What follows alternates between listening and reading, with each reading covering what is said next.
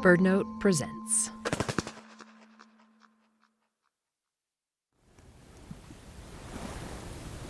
It's 5:30 in the morning, and already the sage-grouse are taking positions on the lek,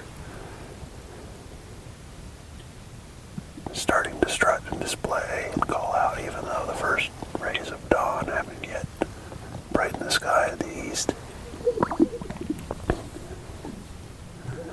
Anybody who's ever been to a seagull's bar will recognize this scene. The males are puffing out their chests, strutting around,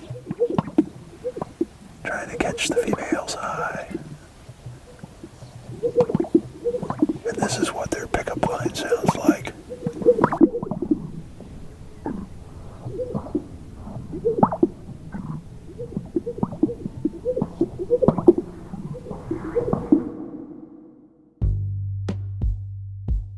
My name's Ashley Ahern, and this is Grouse, a show about the most controversial bird in the West and what it's taught me about hope, compromise, and life in rural America.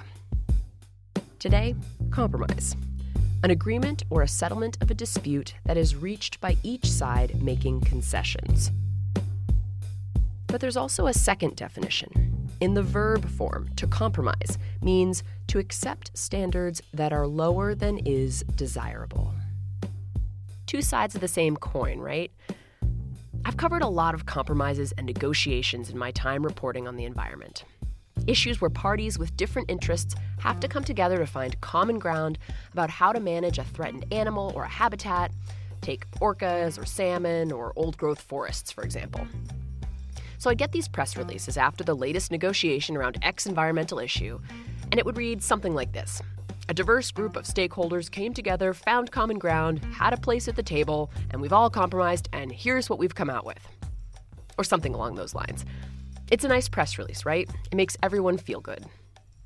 But inevitably, when everyone has a different set of needs, they don't get everything they want, right? The Venn diagram, the overlap between all of their interests and what they can agree upon, becomes smaller and smaller the more parties you have involved. And I've been thinking a lot about that image when it comes to how we manage sage-grouse. With all the different parties that want a piece of sagebrush country, whether it's oil and gas companies that want more access to land for drilling, or ranchers who want more land for grazing, or hunters or hikers and recreational interests, where does the bird fit in? How do you ensure when these collaborative conservation agreements are hammered out, how do you make sure the bird comes out the winner? If the goal is indeed to keep this bird around. So when it comes to thorny issues and what we do collectively in the face of large problems, whether we're talking about climate change or the potential loss of sage-grouse in the West, I want to believe that compromise is possible and effective. But after taking a close look at the compromises that have been made around sage-grouse management in the past, I gotta say I'm skeptical. So I headed to the Red Desert, about 40 miles outside of Rawlins, Wyoming, to meet someone who has been fighting to protect sage-grouse for almost 20 years. And he's made some enemies in the process. Well, I am very much the skunk at the lawn party. I'm the bad cop. I'm the bearer of bad tidings and reality. Eric Mulvar's tall, bearded, and broad-shouldered. He looks like the kind of guy you'd run into at a hunting lodge in the Alaskan bush, rather than a city environmentalist, Patagonia-wearing type, which is what I was expecting. He's a controversial figure in sagebrush country. He's the executive director of Western Watersheds Project, which is known as one of the most litigious environmental groups working in the West. I've talked to a lot of people working on the sage-grouse issue on all sides of the spectrum, from scientists and environmentalists to ranchers and oil and gas industry folks. And Eric and Western Watersheds have been described as a bit extreme and sometimes alienating in their tactics. By using litigation and the law as our primary tool, Western Watersheds Project and the groups like us and who have been aligned with us are doing more to protect the sage-grouse than any other type of group out there. So I was naturally curious to hear his thoughts on compromise when it comes to sage-grouse. For years, I believed that compromising is the only way to solve tough environmental problems. But Eric abandoned that notion years ago. Is he right? We camped together not far from his favorite sage-grouse lek in the Red Desert. Just miles and miles of open sagebrush all around us, dotted with a few oil pump jacks and abandoned homesteads. All right. And that first night we went out to the lek, which was really just a patch of open meadow in the sagebrush. There were no grouse there that evening. The birds gather first thing in the morning to do their mating dances and displays. I've never set one of these up. Are they pretty straightforward? Well, I can do it. Oh, okay. We set up 2 blinds right in the middle of the meadow area so we'd have a hiding place to watch the birds when they arrived the next morning. Reasonably easy to set up, and taking down, Oh, sorry. they're a Thanks. cast iron pain in the butt. The blinds look like little camouflage confessional booth tents, sort of. They're just big enough for an adult to sit upright and peek out through these zipper mesh windows. This would give us front row seats for the mating activity. Closer than I'd ever been to these birds before in all my recording for this podcast. And we will get up at wee hours in the morning for the first glimmer of dawn. And we will be in these blinds and all ready to go hopefully before the sage-grouse even show up. And then tomorrow morning they will come flying in. We'll be here at the lek with them, but they won't perceive us if all goes to plan. We finished setting up and headed back to camp to have dinner and talk. The sunset over the sage was rose gold and calm, and we sat together watching it. Eric's an interesting guy, and he speaks in a direct, blunt way, not unlike the way he works on behalf of sage-grouse, actually. While everybody is having sunny platitudes and trying to escape from reality, I'm trying to make everybody face reality, and that's politically unpopular, and that's okay. Because in conservation, there's a spectrum between popularity and effectiveness. And every inch you move toward popularity means ground you have to give up from effectiveness. And every time you move toward effectiveness, you sacrifice popularity. So you have to decide, do I want to be popular or do I want to do something to help the planet?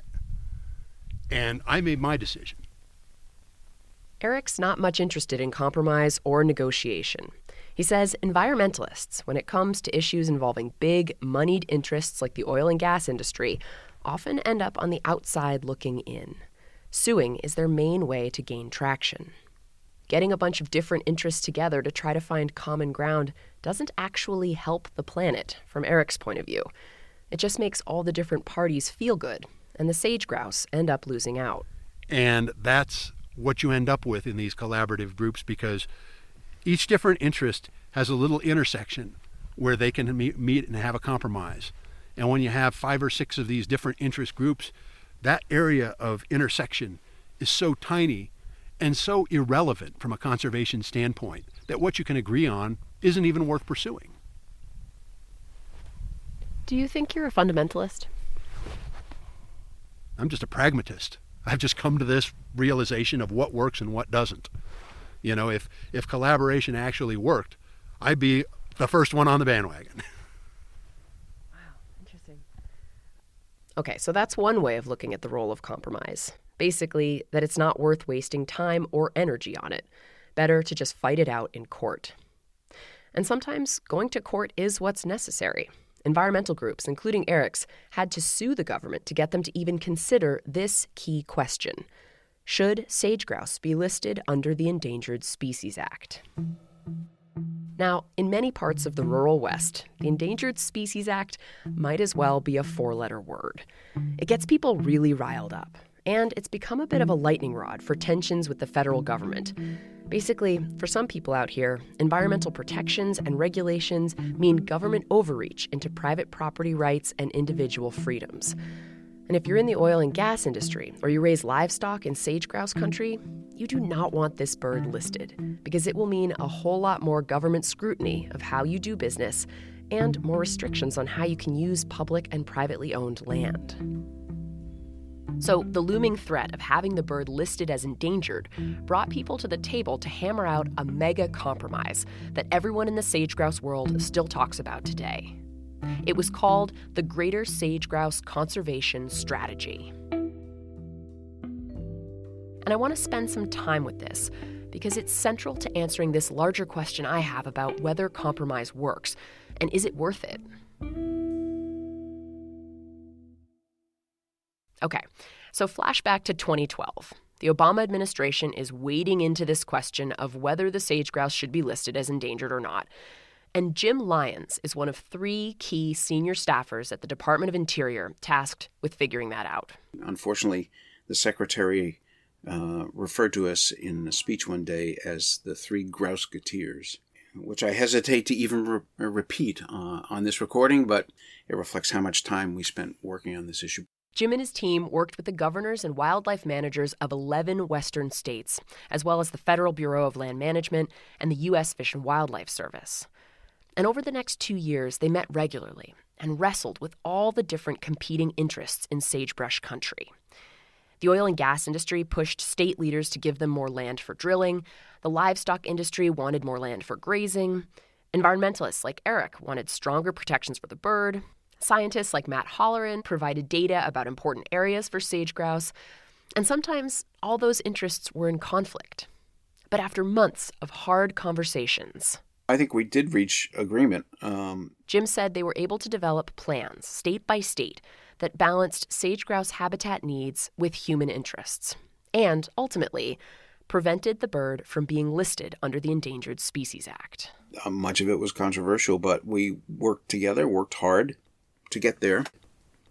But then there were some elements that the states didn't like. The plans limited mining, drilling, and grazing in some key areas for grouse, and the industries in states like Idaho and others made it clear they weren't happy with those restrictions. But they weren't the only ones who were unhappy. Eric Molvar with Western Watersheds Project and other conservation groups also sued, saying the plans didn't do enough to protect sage-grouse. Scientists like Matt Holleran, who studies how oil and gas affects sage-grouse, you heard from him in the last episode at the Lek in Wyoming, also had some concerns about the plans. As scientists, we pointed out to the administration, okay, this is where we deviate from the science, and we feel that you should be stronger here and stronger here and stronger here. But we also recognize that there do have to be compromises, because otherwise you won't get anything done. Maybe that's the sign of a good compromise, right? No one gets everything they want, and everyone comes away less than satisfied. But keep in mind, this was better than nothing, because before this compromise, there had only been piecemeal attempts at the state level to help the bird. Matt acknowledged that sometimes in a negotiation, you don't get everything you want up front. But he took solace in a key part of the plans. They called for follow-up. Yeah, every 5 years, we're checking back. Right. And there's all these programs that were set up in those 2015 plans. I mean, it's right there. Programs designed to monitor progress.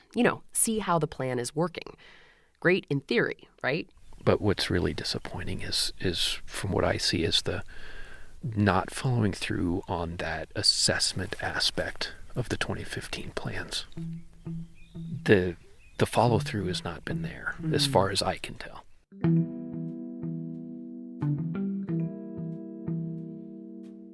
When I talked to Jim Lyons, he emphasized that too. That basically doing the follow-up monitoring after the plans went into effect in 2015 was critical to assessing if the plans actually worked and the grouse are hanging on, or if further regulations or protections are necessary.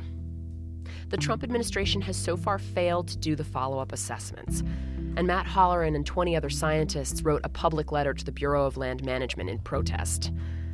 The administration has also attempted to weaken the plans and give more power to the states. Environmental groups like Eric Molvar and Western Watersheds have sued to prevent that from happening, but it's an ongoing battle. I asked Jim Lyons about that. Why hadn't the 2015 plans he helped develop stuck? I guess what happens is it shakes my confidence in the role of compromise, because it seems like you hammered out this amazing compromise, but it didn't have anything to force the follow-up so that it was immune to a subsequent administration or state activity that might try to unravel it. Well, I agree. And I'm concerned about that too. But, compromise relies on the goodwill of all parties to follow through. And perhaps it is more a sign of the times and the polarization we see.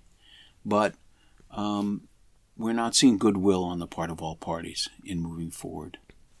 And I don't know how you backstop that, it leads to regulation. It leads to litigation. Since 2015, when the plans Jim Lyons and the Obama administration developed were finalized, sage-grouse populations have declined by 44% on average across the West. I'll say that again. There are 44% fewer sage-grouse in the West than there were when the Great Sage-Grouse Compromise was finalized in 2015. That stat is from research by some of the leading sage-grouse scientists in the West. So I keep returning to this question. Is compromise going to keep sage-grouse around? And that brings us back to Eric Molvar with Western Watersheds Project. There's a spot. He traded in compromise for legal action a long time ago. And Eric's tactics feel extreme. Part of me doesn't want to believe that we have to be this polarized in order to do what needs to be done for sage-grouse to survive. But the other part of me worries that the time for compromise has passed. It's still dark and below freezing when Eric parks about 200 yards from the lek, and we walk through the sagebrush as quietly as we can and zip ourselves into our blinds. We can only whisper from here on out so we don't disturb the birds. Eric is in the blind next to me, talking into a wireless microphone, so I can hear him, but he can't hear or see me. It's full dark. And the frost is sparkling in the moonlight.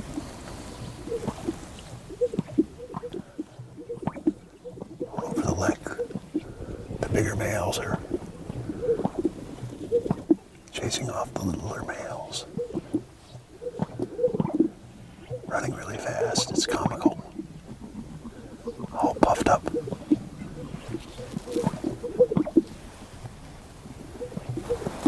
Now there's a male making a rush at a lesser competitor.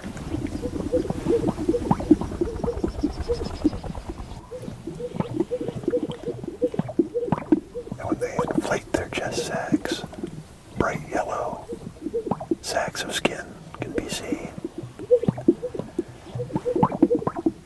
Looks like eggs frying in a skillet.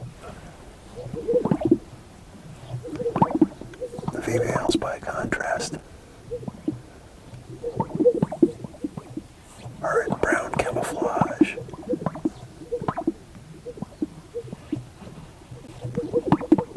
They don't do the displaying. They have their pick of the most attractive mates, so they don't have to show off.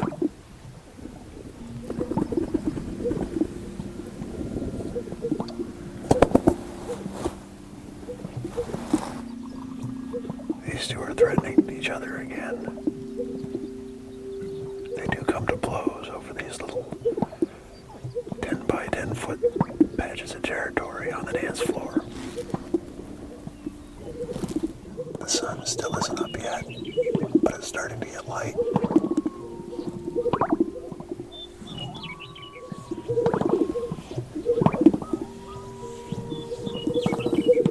You can hear the coyotes calling to each other.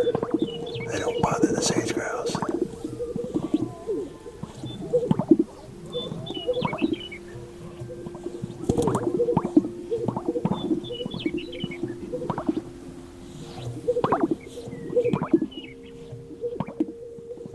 Before Eric and I zipped ourselves into our respective blinds, I gave him a list of questions. The last one was, what do you wish your opponents understood about you? The one thing that I wish that the opponents of conservation, the industries that are destroying sage-grouse habitat, threatening the natural values of the West, would understand about me, is that the battle doesn't go to the swift or the strong. The battle doesn't go to the one with the most money. The battle goes to the last one standing on the battlefield. And I plan to outlast them all.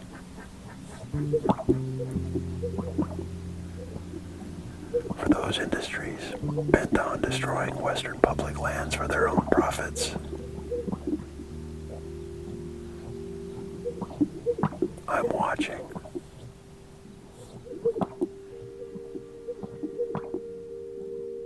When Eric said that, sitting in the blind next to him, I got chills. And I remember thinking, here is someone who, after years of attempted compromise, has been radicalized. But I can see how he got to this point.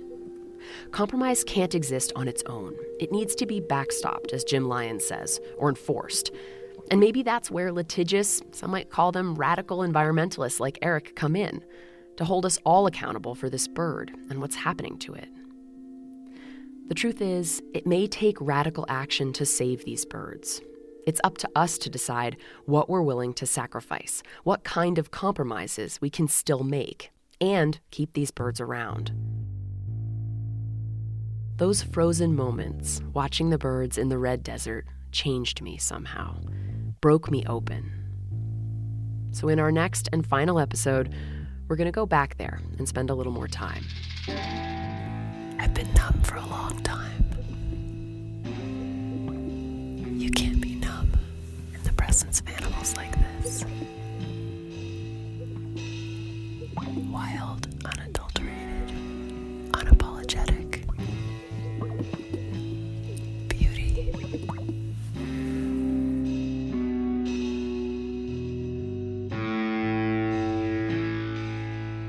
But how do we keep caring in the face of more and more tragedy?